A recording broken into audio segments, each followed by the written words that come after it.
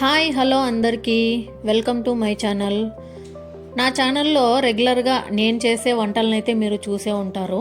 అయితే మా నాన్నగారు నాటుకోడి కూరని ఎలా చేస్తారనేది ఈ వీడియోలో మీకు చూపిస్తాను.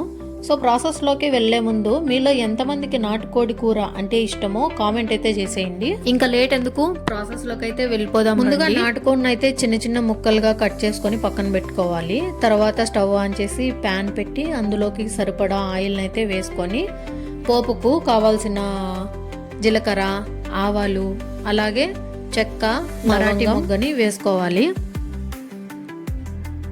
ఆయిల్ హీట్ అయ్యి పోపు కొంచెం వేగిన తర్వాత అందులోకి కట్ చేసి పెట్టుకున్న ఆనియన్స్, కొద్దిగా కరివేపాకు వేసి ఇవి గోల్డెన్ కలర్ వచ్చేంత వరకు వేయించుకోవాలి. అలాగే కసూరి మెతును కూడా వేసుకోవాలి. ఇందులోకి కరివేపాకు, కొత్తిమీర, పుదీనా, అలాగే కొద్దిగా పసుపు వేసుకొని బాగా మిక్స్ చేసి ఇది వేగిన తర్వాత నాటుకోడిని అయితే ఇందులోకి వేసేయాలన్నమాట. సో బాగా కలుపుకోవాలి. ఫస్ట్ దీంట్లోకి ఉప్పు వేసుకోవాలి.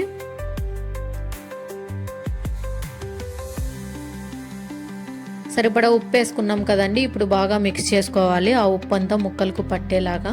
సో టమాటో వేసుకుంటే మనకు నాటుకోడి అనేది త్వరగా ఉడుకుతుందండి. ఎందుకంటే ఇది కుక్కర్లో చేయడం లేదు, సో పెద్ద గిన్నెలో చేస్తున్నారు కాబట్టి అందుకోసం టమాటా వేసి బాగా మగ్గిచ్చారు ఒక 15 మినిట్స్ అలా.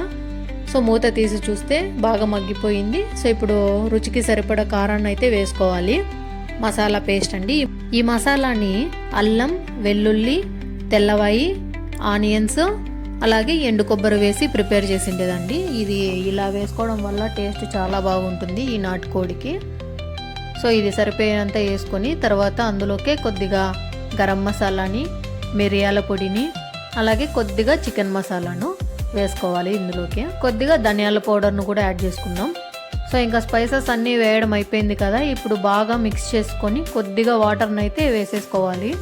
ఇప్పుడు బాగా మిక్స్ చేసుకున్న తర్వాత మనకు ఎంత గ్రేవీ కావాలో అంత వాటర్ అయితే వేసేసుకోవాలండి. ఇది నాటుకోడి కాబట్టి కొంచెం వాటర్ ఎక్కువే పీల్చుకుంటుంది కాబట్టి కొద్దిగా ముక్కలు మునిగి కొంచెం పైకి వచ్చేంత వరకు అయితే మనం పోసి పెట్టుకోవాలి. ఒక 20 మినిట్స్ ఉడికించుకున్న తర్వాత తీసి పక్కన పెట్టుకుంటే నాటుకోడి మా నాన్నగారి స్టైల్లో అయితే రెడీ అయిపోయింది. సో ఈ వీడియో మీకు ఎలా అనిపించిందో కామెంట్ అయితే చేయండి. వీడియో నచ్చితే లైక్ చేసి ఇలాంటి మరిన్ని వీడియోస్ కోసం మన ఛానల్ని అయితే సబ్స్క్రైబ్ చేసుకోండి. Thanks for watching guys.